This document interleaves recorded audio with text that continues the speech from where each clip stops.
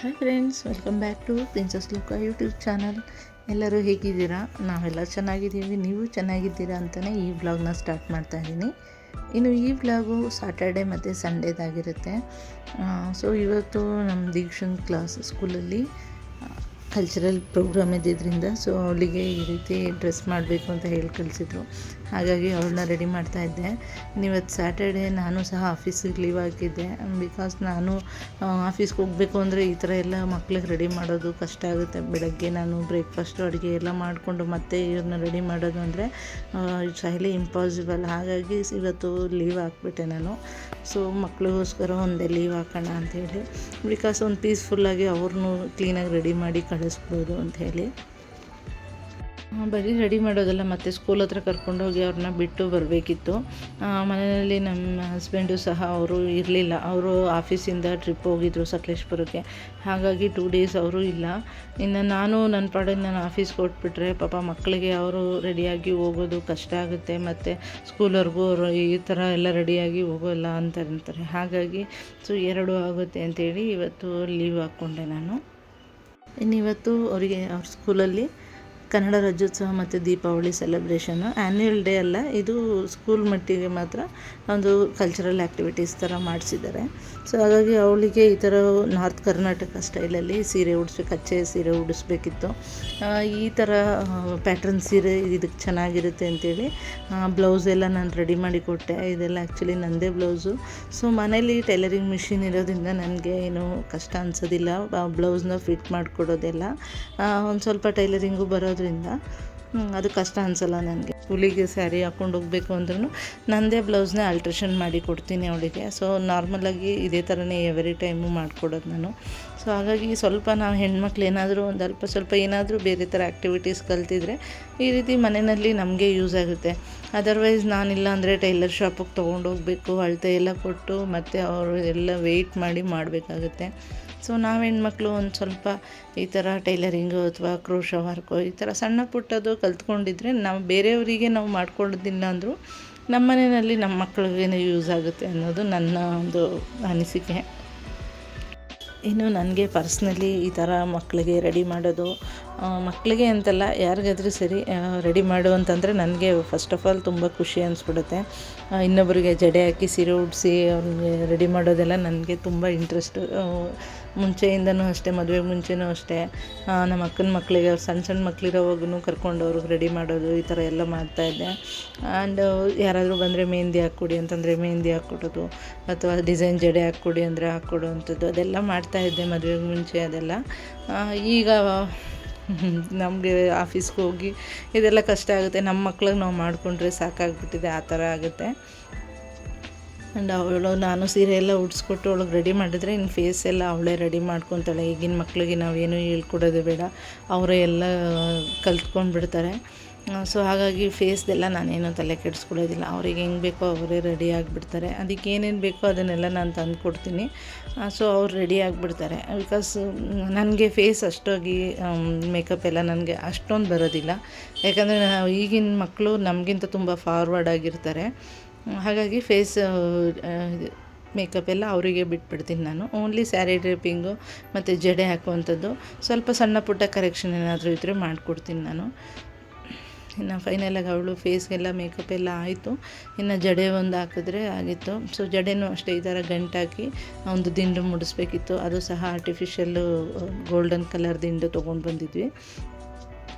So ಎಲ್ಲರೂ ಒಂದೇ ರೀತಿ ಡ್ರೆಸ್ಅಪ್ ಆಗಬೇಕು ಅಂತೇಳಿ, ಯಾರ್ಯಾರು ಡ್ಯಾನ್ಸಿಗೆಲ್ಲ ಏನಿದ್ದಾರೆ ಅವರೆಲ್ಲ. ಸೊ ಹಂಗಾಗಿನೇ ಸ್ಕೂಲಿಂದನೇ ಪ್ರತಿಯೊಂದೂ ಎಲ್ಲರೂ ಒಂದೇ ರೀತಿ ತೊಗೋಬೇಕು ಅಂತಲೇ ಡಿಸೈಡ್ ಮಾಡಿ ಎಲ್ಲ ಒಂದೇ ಸಾರಿ ತೊಗೊಂಡಿದ್ರು. ಸೊ ಡ್ಯಾನ್ಸು ಮಾಡೋರು ಹೆಣ್ಮಕ್ಳೆಲ್ಲ. ಸೊ ಇನ್ನು ಜೊತೆಗೆ ನಮ್ಮ ಇಂದಿಗೂ ರೆಡಿ ಮಾಡ್ತಾಯಿದ್ದೆ ನಾನು. ಅವಳದು ಆ್ಯಕ್ಚುಲಿ ಲಾಸ್ಟ್ ವೀಕೆ ಆಗೋಗಿತ್ತು ಕಲ್ಚರಲ್ ಆ್ಯಕ್ಟಿವಿಟೀಸು. ಹಾಗಾಗಿ ಹೈಸ್ಕೂಲ್ಗೆ ಒಂದು ಸರಿ ಮತ್ತು ಪ್ರೈಮರಿ ಸ್ಕೂಲ್ಗೆ ಒಂದು ಸರಿ ಅಂತ, ಬಿಕಾಸ್ ಸ್ಕೂಲ್ ಗ್ರೌಂಡಲ್ಲೇ ಮಾಡಬೇಕಲ್ಲ, ಎಲ್ಲರೂ ಒಂದೇ ಸರಿ ಅಂದರೆ ಕ್ರೌಡ್ ಆಗಿಬಿಡುತ್ತೆ ಅಂತೇಳಿ. ಇನ್ನು ಫೈನಲಾಗಿ ನಮ್ಮ ದೀಕ್ಷನ್ ಲುಕ್ ಈ ಥರ ಇತ್ತು ಇವತ್ತು. ಸೊ ಹೇಗೆ ಕಾಣಿಸ್ತಾ ಇದ್ದಾಳೆ, ನಾನು ಈ ರೀತಿ ಸ್ಯಾರಿ ಡ್ರೇಪ್ ಮಾಡಿದ್ದಿದೆ ಫಸ್ಟ್ ಟೈಮು. ನಿಮಗೇನಾದರೂ ಇಷ್ಟ ಆಗಿದ್ದರೆ ಒಂದು ಲೈಕ್ ಮಾಡಿ, ಹಾಗೆ ಹೇಗೆ ಕಾಣಿಸ್ತಾ ಇದ್ದಾರೆ ಅಂತ ನನಗೆ ಕಮೆಂಟ್ ಮಾಡಿ. ಸೊ ಸೊ ಹೆಣ್ಮಕ್ಳನ್ನ ಈ ರೀತಿ ಒಂದು ಡ್ರೆಸ್ಸಲ್ಲಿ ಸೀರೆನಲ್ಲಿ ನೋಡೋದೇ ಒಂಥರ ಚೆಂದ ಹೆಣ್ಮಕ್ಳನ್ನ. ಅದರಲ್ಲೂ ಈ ಥರ ತಾಯಂದ್ರಿಗೆ ಹೆಣ್ಮಕ್ಳನ್ನ ಈ ರೀತಿ ಸೀರೆ ಮಾಡಿ ಅಲಂಕಾರ ಮಾಡಿ ನೋಡಿಬಿಟ್ರೆ ಅವ್ರ ನಮ್ಮ ಕಣ್ಣೇ ಬಿದ್ದುಬಿಡುತ್ತೇನೋ ಅನ್ನೋ ಥರ ಇರುತ್ತೆ. ಇನ್ನು ಸ್ಕೂಲಿಗೂ ಸಹ ಮಕ್ಕಳನ್ನ ಬಿಟ್ಬಿಟ್ಟು ಬಂದು ಇನ್ನು ಒಂದು ಸರಿ ರೆಡಿ ಮಾಡಬೇಕು ಅಂದರೆ ಇಷ್ಟೆಲ್ಲ ಐಟಮ್ ಆಚೆ ಬಂದಿರುತ್ತೆ. ಸೊ ಬಂದಮೇಲೆ ಅದನ್ನು ಎಲ್ಲ ತೆಗೆದಿಟ್ಟು ನಾನು ಇನ್ನು ಮನೆಯಲ್ಲಿ ಏನೂ ಕೆಲಸ ಮಾಡಿರಲಿಲ್ಲ. ಜಸ್ಟ್ ಬ್ರೇಕ್ಫಾಸ್ಟ್ ಮುಗಿಸ್ಕೊಂಡು ಹೋಗಿದ್ರು. ಮನೆ ಒರೆಸಿ ಇನ್ನು ಇವತ್ತು ಅಮಾವಾಸ್ಯೆ ಬೇರೆ ಆಗಿದ್ದರಿಂದ ಸೊ ಮನೇಲೂ ಪೂಜೆ ಎಲ್ಲ ಮಾಡಬೇಕಿತ್ತು. 10:30 ಮೇಲೆ ಅಮಾವಾಸ್ಯೆ ಸ್ಟಾರ್ಟ್ ಆಗುತ್ತೆ ಅಂತ ಹೇಳಿದ್ರಲ್ಲ, ಸೊ ಹಾಗಾಗಿ ಇನ್ನು ನಾನು ಎಲ್ಲ ಮನೆಯೆಲ್ಲ ಒರೆಸಿ ಸ್ನಾನ ಎಲ್ಲ ಮುಗಿಸ್ಕೊಳ್ಳೋ ಅಷ್ಟೊತ್ತಾಗುತ್ತೆ. ಒಂದೇ ಸರಿ ಅಮಾವಾಸ್ಯೆ ಪೂಜೆ ಮುಗಿಸ್ಕೊಳ್ಳೋಣ ಅಂತೇಳಿ. ಶುಕ್ರವಾರ ನಿನ್ನೆ ಸ್ವಲ್ಪ ಟೈಮ್ ಆಗಿತ್ತು, ಸಂಜೆ ಬರೋ ಅಷ್ಟೊತ್ತಿಗೆ ಪೂಜೆ ಮಾಡೋಕ್ಕಾಗಿಲ್ಲ. ಇನ್ನು ಮಕ್ಕಳು ಅಷ್ಟೇ ಫಸ್ಟು ಈ ರೀತಿ ಸರ ಬೇಕು ಅಂತ ತರಿಸ್ಕೊಂಡ್ಲು. ಆಮೇಲೆ ಇಲ್ಲ ಆ ಥರದ್ದು ಬೇಡ, ಬೇರೆ ಥರದ್ದು ಏನಾದರೂ ಸ್ವಲ್ಪ ಗ್ರ್ಯಾಂಡಾಗಿರೋದು ಹಾಕು ಅಂತೇಳಿ. ಅದನ್ನು ಹಿಂಗೆ ಅಲ್ವಾ, ಹೆಣ್ಮಕ್ಳಿದ್ರೆ ಎಷ್ಟು ಥರ ಇದ್ದರೂ ಸಾಕಾಗೋದಿಲ್ಲ, ಎಷ್ಟು ತಂದಿಟ್ರೂ ಸಾಕಾಗೋದಿಲ್ಲ. ಪ್ರತಿ ಸರಿನೂ ಏನಾದರೂ ಒಂದೊಂದು ಹೊಸದು ತೊಗೊಳ್ತಾನೆ ಇರ್ತಾರೆ. ಈ ರೀತಿ ಏನಾದರೂ ಸ್ಕೂಲಲ್ಲಿ ಫಂಕ್ಷನ್ ಇದೆ ಕಲರ್ ಡ್ರೆಸ್ಸು ಅಂದಾಗ ಹೆಣ್ಮಕ್ಳಂದ್ರೇ ಅಷ್ಟು ಎಷ್ಟಿದ್ರೂ ನಮಗೆ ಸಾಕಾಗಲ್ಲ. ಇನ್ನು ಅದನ್ನು ಎಲ್ಲ ತೆಗೆದಿಟ್ಟು ನಾನು ಮನೆಯೆಲ್ಲ ಒರೆಸ್ಕೊಂಡ್ರೆ ಇನ್ನು ಪೂಜೆಗೆ ರೆಡಿ ಮಾಡ್ಕೊಬೋದು ಅಂತೇಳಿ. ಯಾಕಂದರೆ ಇನ್ನು ಮಕ್ಕಳು 12:45ಗೆಲ್ಲ ಬಂದುಬಿಡ್ತಾರೆ ಸ್ಯಾಟರ್ಡೇ ಆಗಿರೋದ್ರಿಂದ. ಅದರಲ್ಲೂ ನಮ್ಮ ಇಂದು ಹೇಳ್ಬಿಟ್ಟು ಹೋಗಿದ್ದಾಳೆ ಮಧ್ಯಾಹ್ನ ನನ್ನ ಸ್ಕೂಲ್ ಹತ್ರ ಬಂದು ನೀನೇ ಪಿಕಪ್ ಮಾಡು ಅಂತೇಳಿ. ಅವಳಿಗೆ ನಾನು ಲೀವ್ ಹಾಕಿ ಮನೆಯಲ್ಲಿದ್ದೀನಿ ಅಂದರೆ ಅವಳಿಗೆ ಕಂಪಲ್ಸರಿ ನಮ್ಮ ಸ್ಕೂಲ್ ಹತ್ರ ಹೋಗಬೇಕು. ಅವ್ರ ಪಪ್ಪ ಇದ್ದರೆ ಬರೋಕ್ಕೆ ಹೇಳೋದಿಲ್ಲ ಅವಳೇ ಫ್ರೆಂಡ್ಸ್ ಜೊತೆ ಬಂದುಬಿಡ್ತಾಳೆ. ಅದೇ ನಾನೇನಾದರೂ ಲೀವ್ ಹಾಕಿದ್ದೆ ಅಂತಂದರೆ ಕಂಪಲ್ಸರಿ ನಾನು ಹೋಗಲೇಬೇಕು ಅವಳನ್ನ ಕರ್ಕೊಂಡು ಬರೋಕ್ಕೆ. ಅವಳಿಗೆ ಏನೋ ಒಂಥರ ಖುಷಿ ನಾನು ಹೋಗ್ಬಿಟ್ರೆ ಕರ್ಕೊಂಡು ಬರೋದಕ್ಕೆ. ಹಾಗಾಗಿ ಬೆಳಗ್ಗೆನೇ ಹೇಳ್ಬಿಟ್ಟು ಹೋಗಿದ್ಲು, ಎಕ್ಸಾಕ್ಟ್ 12:45 ಬಂದುಬಿಡಮ್ಮ ಅಂತೇಳಿ. ಇನ್ನು ನಾನು ಸ್ನಾನ ಎಲ್ಲ ಮುಗಿಸ್ಕೊಂಡು ಬಂದು ದೇವ್ರ ಪೂಜೆಗೆ ರೆಡಿ ಮಾಡ್ಕೊತಿದ್ದೆ. ಸೊ ದೇವ್ರ ಪಾತ್ರೆ ಎಲ್ಲ ಏನೋ ನಾನು ಇವತ್ತು ತೊಳೆದಿಲ್ಲ, ಯಾಕಂದರೆ ಕಡೆ ಕಾರ್ತಿಕ್ ಸೋಮವಾರ ಅಂತೇಳಿ ಸೋಮವಾರ ಎಲ್ಲ ತೊಳೆದು ಪೂಜೆ ಮಾಡಿದ್ದೆ. ಹಾಗಾಗಿ ಇವತ್ತು ಬರೀ ಹೂ ಬದಲಾಯಿಸಿ ಪೂಜೆ ಮಾಡ್ತಾಯಿದ್ದೀನಿ. ನಾನು 15 ಡೇಸ್ ಒನ್ಸು ನಾನು ದೇವ್ರ ಪಾತ್ರೆ ಎಲ್ಲ ತೊಳೆಯುವಂಥದ್ದು. ಇನ್ನು ಎಲೆಗಳೆಲ್ಲ ಒಣಗಬಾರ್ದು ಅಂತೇಳಿ ಈ ರೀತಿ ಡೈಲಿ ಪೂಜೆ ಮಾಡುವಾಗ ಒಂದು ಸ್ವಲ್ಪ ನೀರು ಹಾಕಿದ್ರೆ ಸೊ ಎಲೆಗಳು ಒಣಗೋದಿಲ್ಲ. 15 ಡೇಸ್ ಇಟ್ಟರು ಯಾವುದೇ ರೀತಿ ಎಲೆ ಒಣಗಲ್ಲ, ಮತ್ತು ಕಾಯಿ ಅಷ್ಟೇ ಸೀಳು ಬಿಡೋದು ಆ ಥರ ಎಲ್ಲ ಏನೂ ಆಗೋದಿಲ್ಲ ಕಳ್ಸದ ಕಾಯಿ. ಹಾಗಾಗಿ ಪ್ರತಿದಿನ ಪೂಜೆ ಮಾಡುವಾಗ ಒಂದು ಸ್ವಲ್ಪ ನೀರು ಹಾಕ್ಬಿಟ್ರೆ ಅದು ಫ್ರೆಶ್ಶಾಗೂ ಇರುತ್ತೆ ನಮಗೆ ಎಲೆ ಎಲ್ಲ. ಇನ್ನು ದೇವ್ರ ಗೂಡಲ್ಲೆಲ್ಲ ಪೂಜೆ ಎಲ್ಲ ರೆಡಿ ಮಾಡ್ಕೊಂಡ್ಮೇಲೆ ಈ ಕಡೆ ಬಾಗಿಲಿಗೂ ಸಹ ಮೇನು ಬಾಗಿಲಿಗೆ ಅಲಂಕಾರ ಮಾಡೋವಂಥದ್ದು. ಏಕೆಂದರೆ ಪ್ರತಿಯೊಂದು ನಮಗೆ ಪಾಸಿಟಿವ್ ವೈಬ್ಸ್ ಅನ್ನೋದು ಸ್ಟಾರ್ಟ್ ಆಗೋದ್ರಿಂದನೇ ಮನೆ ಬಾಗಿಲಿಂದ. ಹಾಗಾಗಿ ನಾವು ಎಷ್ಟು ಚೆನ್ನಾಗಿ ನಾವು ಅಲಂಕಾರ ಮಾಡಿಟ್ಕೊತೀವೋ ಅಷ್ಟು ಒಂದು ಪಾಸಿಟಿವ್ ವೈಬ್ಸ್ ಬರುತ್ತೆ ಅನ್ನೋದು ನನ್ನ ನಂಬಿಕೆ. ಸೊ ಹಾಗಾಗಿ ಅರಿಶಿನ ಎಲ್ಲ ಬೆಳೆದು ಚೆನ್ನಾಗಿ ಕುಂಕುಮ ಇಟ್ಟು ರಂಗೋಲಿ ಎಲ್ಲ ಬಿಟ್ಟರೆ ನಮಗೆ ಒಂಥರ ಹೊರಗಡೆಯಿಂದ ಬಂದಾಗ ಬಾಗಿಲು ಆ ಥರ ಇದ್ದಾಗ ನಮಗೆ ನೋಡಿದ್ರೆ ಒಂಥರ ಖುಷಿ ಅನಿಸುತ್ತೆ. ಅದೇ ಬಾಗಿಲೇನಾದರೂ ಖಾಲಿ ಇತ್ತು ಅಂತಂದರೆ ಏನೋ ಕಳ್ಕೊಂಡಂಗಿರುತ್ತೆ. ನನಗಂತೂ ಅದು ತುಂಬ ಫೀಲ್ ಆಗುತ್ತೆ. ಈ ರೀತಿ ಚೆನ್ನಾಗಿ ರಂಗೋಲಿ ಎಲ್ಲ ಬಿಟ್ಟು ಹೂ ಎಲ್ಲ ಇಟ್ಟಾಗ ಹೊರಗಡೆಯಿಂದ ಮನೆ ಒಳಗೆ ಬರ್ತೀವಿ ಅಂದಾಗೆ ನಮಗೆ ಅಲ್ಲೇ ಒಂಥರ ಖುಷಿ ಅನ್ನಿಸ್ಬಿಡುತ್ತೆ. ಹಾಗಾಗಿ ಮನೆ ಬಾಗಿಲು ಈ ರೀತಿ ಯಾವಾಗೂ ಅಲಂಕಾರ ಮಾಡಿಟ್ಕೊಳ್ಳೋದು ತುಂಬಾ ಇಂಪಾರ್ಟೆಂಟು.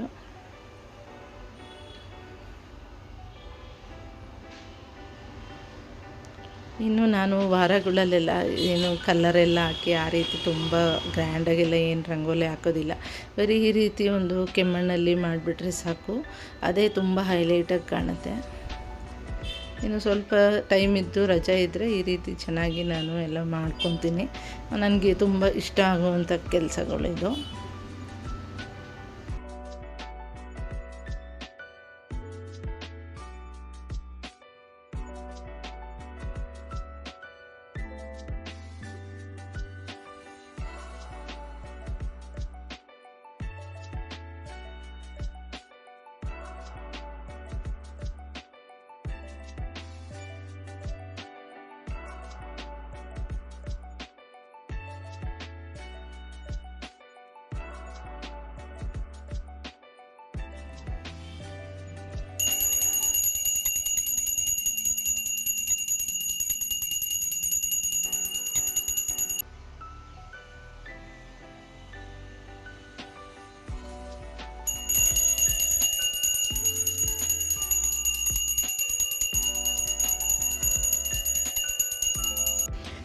ಇನ್ನು ಪೂಜೆನೂ ಸಹ ಕಂಪ್ಲೀಟ್ ಆಯಿತು. ಅಮಾವಾಸ್ಯೆ ಆಗಿರೋದ್ರಿಂದ ಈ ರೀತಿ ನಿಂಬೆಹಣ್ಣು ಎಲ್ಲ ಬಾಗಿಲಿಗೆ ಕಟ್ಟುವಂಥದ್ದು ರೂಢಿ ನಮ್ಮ ಮನೆಯಲ್ಲಿ.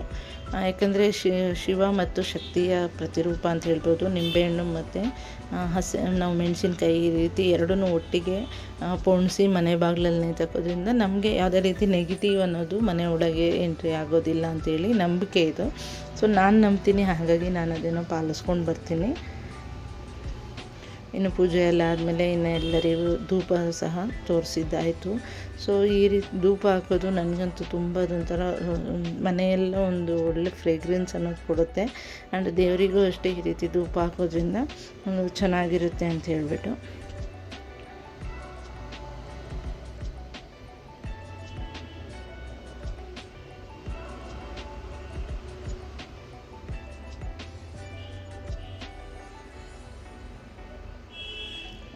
ಫೈನಲಿ ಈ ರೀತಿ ಬಾಗಿಲು ಮುಂದಿನ ದೀಪ ಎಲ್ಲ ಅಂಟಿಸಿ, ತುಳಸಿ ಹತ್ರನೂ ಅಷ್ಟೇ ತುಪ್ಪದ ದೀಪ ಅಂಟಿಸಿದ್ದು. ಇವತ್ತು ಅಮಾವಾಸ್ಯೆ ಇರೋದ್ರಿಂದ ತುಳಸಿ ಗಿಡದ ಮುಂದೆ, ಯಾಕಂದರೆ ಕಾರ್ತಿಕ್ ಮಾಸದ ಅಮಾವಾಸ್ಯೆ ಅಂದರೆ ತುಂಬ ಶ್ರೇಷ್ಠ.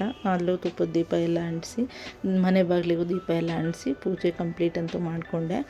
ಇನ್ನು ಮಧ್ಯಾಹ್ನ ಅಡುಗೆಗೆ ಅಂತೇಳಿ ಉಪ್ಸಾರು ಖಾರ ಇತ್ತು. ಸ್ವಲ್ಪ ಹೀರೆಕಾಯಿ ಬೇಳೆ ಹಾಕಿ ಬೇಯಿಸಿಟ್ಬಿಟ್ರೆ ಅದು ಪಲ್ಯ ಮತ್ತು ಸಾಂಬಾರು ಆಗುತ್ತೆ ಅಂತೇಳಿ ಮಕ್ಕಳು ಬರೋ ಅಷ್ಟೊತ್ತಿಗೆ ರೆಡಿ ಮಾಡಿ ಇಟ್ಬಿಡೋಣ ಅಂತ. ಇನ್ನು ಬಂದಿದ್ದ ತಕ್ಷಣ ಪಾಪ ಹಸ್ಕೊಂಡಿರ್ತಾರೆ. ನಾನು ಇದು ಕಂಪ್ಲೀಟ್ ಮಾಡ್ಕೊಂಡ್ಬಿಟ್ರೆ ನಾನು ಇನ್ನೂ ಫ್ರೀ ಆಗ್ತೀನಿ, ಇವತ್ತಿನ ಕೆಲಸ ಎಲ್ಲ ಮುಗಿಯುತ್ತೆ ಅಂಥೇಳಿ. ಆ್ಯಕ್ಚುಲಿ ಒಂದೊಂದು ಸರಿ ಅನಿಸುತ್ತೆ, ಐ ಥಿಂಕ್ ಪ್ರತಿಯೊಬ್ಬ ಹೊರಗಡೆ ಹೋಗಿ ಕೆಲಸ ಮಾಡೋ ಹೆಣ್ಮಕ್ಳು ಇದನ್ನು ಫೀಲ್ ಮಾಡೇ ಮಾಡ್ತಾರೆ. ಈ ಥರ ರಜೆ ಇದ್ದಾಗ ನಮಗನ್ಸುತ್ತೆ, ಅಯ್ಯೋ ಹಿಂಗೆ ಇದ್ಬಿಡ್ಬೋದಲ್ಲ, ಆರಾಮಾಗಿ ಮಕ್ಕಳು ಸ್ಕೂಲಿಗೆ ಕಳಿಸಿ ಮನೆ ಕೆಲಸ ಆರಾಮಾಗಿ ನಿಧಾನಕ್ಕೆ ಮಾಡಿಕೊಂಡು ಮಕ್ಕಳು ಸ್ಕೂಲಿಂದ ಬರೋಷ್ಟೊತ್ತಿಗೆ ಅವ್ರಿಗೆ ಬಿಸಿ ಟೈಮಿಗೆ ಮಾಡಿಟ್ಟು ಸೊ ಈ ರೀತಿ ನಾವು ಕಾಲ ಕಳಿಬೇಕು ಅಂತ ಅನಿಸುತ್ತೆ. ನನಗೂ ಒಂದೊಂದ್ಸರಿ ಈ ರೀತಿ ಲೀವಲ್ಲಿದ್ದಾಗ ಅನಿಸುತ್ತೆ, ಯಾವ ಕೆಲಸನೂ ಬೇಡಪ್ಪ, ಹಿಂಗೆ ಆರಾಮಾಗಿ ಇದ್ಬಿಡೋಣ, ಅಚ್ಚುಕಟ್ಟಾಗಿ ಒಂದು ಪಕ್ಕ ಹೌಸ್ ವೈಫ್ ಥರ ಇರೋಣ ಅಂತ ಅನಿಸುತ್ತೆ. ಬಟ್ ಸೇಮ್ ಟೈಮ್ ನಾವು ಏನೇ ಕೆಲಸ ಮಾಡ್ತೀವಿ ಅಂತಂದರೂ ಅದೆಲ್ಲ ಮಕ್ಕಳ ಫ್ಯೂಚರ್ಗೋಸ್ಕರ ಅಲ್ವಾ. ಆ್ಯಂಡ್ ಹಂಗೆ ಅಂದ್ಕೊತೀವಿ, ಬಟ್ 1 or 2 ಡೇಸ್ ಇರ್ತೀವಿ, ಮತ್ತು 3rd ಡೇ ನಮಗೆ ಅಯ್ಯೋ ಸಾಕಪ್ಪ ಫಸ್ಟು ಆಫೀಸ್ಗೆ ಹೋಗೋಣ, ಸೊ ಮನೇಲಿ ಎಷ್ಟೊತ್ತು ಅಂತ ಕೂತ್ಕೊಳ್ಳೋದು ಅನ್ನೋ ಥರ ಫೀಲ್ ಆಗುತ್ತೆ. ಸೊ ಯಾರಿಗೆಲ್ಲ ಈ ರೀತಿ ಫೀಲ್ ಮಾಡ್ಕೊತೀರಾ ಅಂತ ನನಗೆ ಕಮೆಂಟ್ ಮಾಡಿ. ನನಗಂತೂ ಈ ಥರ ಅವಾಗವಾಗ ಅನಿಸುತ್ತೆ. ಸೊ ಫೈನಲಿ ಮಕ್ಕಳು ಸ್ಕೂಲಿಂದ ಬಂದಮೇಲೆ ಬಿಸಿ ಮುದ್ದೆ ಮಾಡಿ ಉಪ್ಸಾರು ಖಾರ ಅಂತೂ ರೆಡಿ ಆಯಿತು. ಸೊ ಪರ್ಫೆಕ್ಟ್ ಊಟ ಅಂತ ಆಯಿತು. ಇನ್ನು ಅವತ್ತಿನ ಡೇ ನಾನು ಇನ್ನೇನು ವ್ಲಾಗ್ ಕಂಟಿನ್ಯೂ ಮಾಡಲಿಲ್ಲ. ಇದು next day Sunday morning. So ನಮ್ಮ ಆಫೀಸಲ್ಲಿ ಇವತ್ತು ಫ್ಯಾಮಿಲಿ ಡೇ ಸೆಲೆಬ್ರೇಷನ್ ಮಾಡ್ತಾಯಿದ್ರು. ಹಾಗಾಗಿ ನಾನು ಮಕ್ಕಳು ಎಲ್ಲ ಅಲ್ಲಿಗೆ ಹೊರಟಿದ್ವಿ ಆಫೀಸ್ ಫಂಕ್ಷನ್ಗೆ. ಇನ್ನು ಆಗಲೇ ಹೇಳ್ದಂಗೆ ಹಸ್ಬೆಂಡ್ ಇಲ್ಲ, ಅವರು ಆಫೀಸ್ ಕಡೆಯಿಂದ ಟ್ರಿಪ್ ಹೋಗಿದ್ರು. ಹಾಗಾಗಿ ಇನ್ನು ಮಕ್ಕಳನ್ನ ನಾನೇ ಕರ್ಕೊಂಡು ಹೋದೆ. ಸೊ ಫಸ್ಟ್ ಟೈಮ್ ಈ ರೀತಿ ಮಕ್ಕಳನ್ನ ಕರ್ಕೊಂಡು ನಾನು ಸ್ವಲ್ಪ ದೂರನೇ ಟ್ರಾವೆಲ್ ಅಂತ ಹೇಳ್ಬೋದು, ಹತ್ತತ್ರ ಹೊಸಕೋಟೆ ಹತ್ರ ಹೋಗಿದ್ದು ನಾವು. ಸೊ ಫಸ್ಟ್ ಟೈಮು ಮಕ್ಕಳನ್ನ ಕರ್ಕೊಂಡು ನಾನೊಬ್ಬಳೇ ಅಷ್ಟು ದೂರ ಟ್ರಾವೆಲ್ ಮಾಡಿದ್ದು, ಅದು ಮೆಟ್ರೋದಲ್ಲಿ. ನಾವು ಒಬ್ಬಳೇ ಅಂತೂ ಯಾವತ್ತೂ ಮೆಟ್ರೋದಲ್ಲಿ ಹೋಗಿರಲಿಲ್ಲ. ಸೊ ನಮಗೇನು ಬಸ್ಸು ಬೈ ರೋಡ್ ಹೋಗೋದಕ್ಕಿಂತ ಮೆಟ್ರೋ ಈಸಿ ಅಂತ ಹೇಳ್ಬಿಟ್ಟು ಕನ್ವೀನಿಯೆಂಟ್ ಆಗಿರುತ್ತೆ, ಟೈಮ್ ಸೇವ್ ಆಗುತ್ತೆ, ಈ ಟ್ರಾಫಿಕಲ್ಲೆಲ್ಲ ಓಡಾಡೋದಿರಲ್ಲ ಅಂಥೇಳಿ ಹೊರಟ್ವಿ ನಾವು ವಿಜಯನಗರ ಮೆಟ್ರೋ ಸ್ಟೇಷನ್ಗೆ. ಹೋಗೋದು ಆಲ್ರೆಡಿ ನಮಗೆ ಟ್ರೈನ್ ಆಲ್ರೆಡಿ ಬಂದಿತ್ತು. ಸೊ ಸೆಕ್ಯೂರಿಟಿನ ಹೇಳಿದ್ರೆ ಹತ್ಕೊಳ್ಳಿ ಅಂತಂದರು. ಸೊ ಅಲ್ಲಿಂದನೂ ಹೊರಟ್ವಿ. ಸೊ ಮೆಟ್ರೋ ಜರ್ನಿ ಅಂತೂ ತುಂಬ ಚೆನ್ನಾಗಿತ್ತು. ಮಕ್ಕಳು ಅಷ್ಟೇ, ಇಷ್ಟು ಲಾಂಗ್ ಡಿಸ್ಟೆನ್ಸು ನಾವು ಕವರ್ ಮಾಡಿದ್ದು ಇದೇ ಫಸ್ಟ್ ಟೈಮು. ಸೊ ಇನ್ನು ಅಲ್ಲೂ ಎಲ್ಲ ರೀಚ್ ಆಗಿ ಸೊ ತುಂಬ ಚೆನ್ನಾಗಾಯಿತು. ಆಫೀಸಲ್ಲೂ ಅಷ್ಟೇ ಫಂಕ್ಷನ್ ಎಲ್ಲ. ಸೊ ಮಕ್ಕಳು ಅಷ್ಟೇ ಎಂಜಾಯ್ ಮಾಡಿದ್ರು. ಒಳ್ಳೆ ಮ್ಯೂಸಿಕ್ ಪ್ರೋಗ್ರಾಮು ಸಹ ಇತ್ತು. ಸೊ ಈ ರೀತಿ ನಮ್ಮ ವರ್ಕಿಂಗ್ ಅಟ್ಮಾಸ್ಫಿಯರ್ನ ನಮ್ಮ ಫ್ಯಾಮಿಲಿಗೆ ಇಂಟ್ರೊಡ್ಯೂಸ್ ಮಾಡೋದು ಕಾನ್ಸೆಪ್ಟು. ಸೊ ಹಾಗಾಗಿ ಅದನ್ನು ಎಲ್ಲ ಮುಗಿಸ್ಕೊಂಡ್ವಿ. ಇನ್ನು ನಾವು ಟ್ರೈನ್ ನೋಡ್ಬೋದು. ನಾವು ಲಾಸ್ಟ್ ಸ್ಟೇಷನ್ಗೆ ಹೋಗಿದ್ದು ಕಾಡುಗೋಡಿ ವೈಟ್ ಫೀಲ್ಡ್ ಸ್ಟೇಷನ್ಗೆ. ಸೊ ಟ್ರೈನೆಲ್ಲ ಆಲ್ಮೋಸ್ಟು ಖಾಲಿನೇ ಆಯಿತು ಲಾಸ್ಟ್ ಸ್ಟೇಷನ್ ಅಷ್ಟೊತ್ತಿಗೆ. ಸೊ ಈ ಥರ ಮೆಟ್ರೋನ ಖಾಲಿ ನೋಡೋದು ತುಂಬ ಅಪರೂಪ. ಯಾಕಂದರೆ ಈ ರೂಟ್ ಮೆಟ್ರೋ ಅಂತೂ ಆಲ್ವೇಸ್ ತುಂಬ ಬ್ಯುಸಿ, ತುಂಬ ಕ್ರೌಡೆಡ್ ಆಗಿರುತ್ತೆ ಅಂತ ನಾನು ಕೇಳಿದ್ದೀನಿ. ಬಿಕಾಸ್ ಕೊಲೀಗ್ಸ್ ಎಲ್ಲ ಬಂದಾಗ ಅವರು ಹೇಳ್ತಾ ಇರ್ತಾರೆ. ಬಟ್ ಸಂಡೇ ಆಗಿರೋದ್ರಿಂದ ಮೇ ಬಿ ಜನ ಕಡಿಮೆ ಇದ್ದರು ಅಂತ ಅನಿಸುತ್ತೆ. ಸೊ ಫೈನಲಿ ನಾವು ಅಷ್ಟೇ ಆ ವೆನ್ಯೂಗೆ ರೀಚ್ ಆದ್ವಿ. ಸೊ ನೋಡ್ಬೋದು ಸ್ಟೇಜೆಲ್ಲ ಯಾವ ರೀತಿ ಅರೇಂಜ್ ಮಾಡಿದರು ಅಂತೇಳಿ. ಇನ್ನು ನಮ್ಮ ಪ್ರೆಸಿಡೆಂಟು ಮತ್ತು ಚೇರ್ಪರ್ಸನ್ ಇವರು ಎಲ್ಲ ಫಂಕ್ಷನ್ನ ಇನಾಗ್ರೇಷನ್ ಮಾಡಿ ಒಂದಷ್ಟು ಅವರು ಎಲ್ಲ ನಮ್ಮ ಅಚೀವ್ಮೆಂಟ್ಸ್ನೆಲ್ಲ ಸ್ಪೀಚ್ ಕೊಟ್ಟು ನಂತರ ಒಂದೊಳ್ಳೆ ಮ್ಯೂಸಿಕ್ ಪ್ರೋಗ್ರಾಮ್ ಇತ್ತು. ಅದನ್ನೆಲ್ಲ ಮುಗಿಸ್ಕೊಂಡು ಒಳ್ಳೆ ಲಂಚ್ ಅನ್ನೋದು ಸಹ ಅರೇಂಜ್ ಮಾಡಿದರು.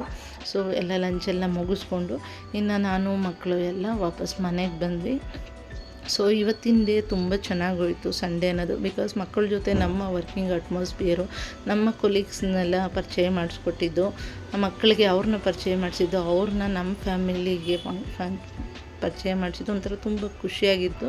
ಸೊ ಇದಾಗಿತ್ತು ಇವತ್ತಿನ ವ್ಲಾಗ್. ನಿಮಗೇನಾದರೂ ಈ ವ್ಲಾಗ್ ಸ್ವಲ್ಪನಾದರೂ ಇಷ್ಟ ಆಗಿದ್ದರೆ ದಯವಿಟ್ಟು ಲೈಕ್ ಮಾಡಿ, ನಿಮ್ಮ ಫ್ಯಾಮಿಲಿ ಮೆಂಬರ್ಸ್ಗೆ ಶೇರ್ ಮಾಡಿ, ಹಾಗೆ ಸಪೋರ್ಟ್ ಮಾಡಿ. Thank you for watching.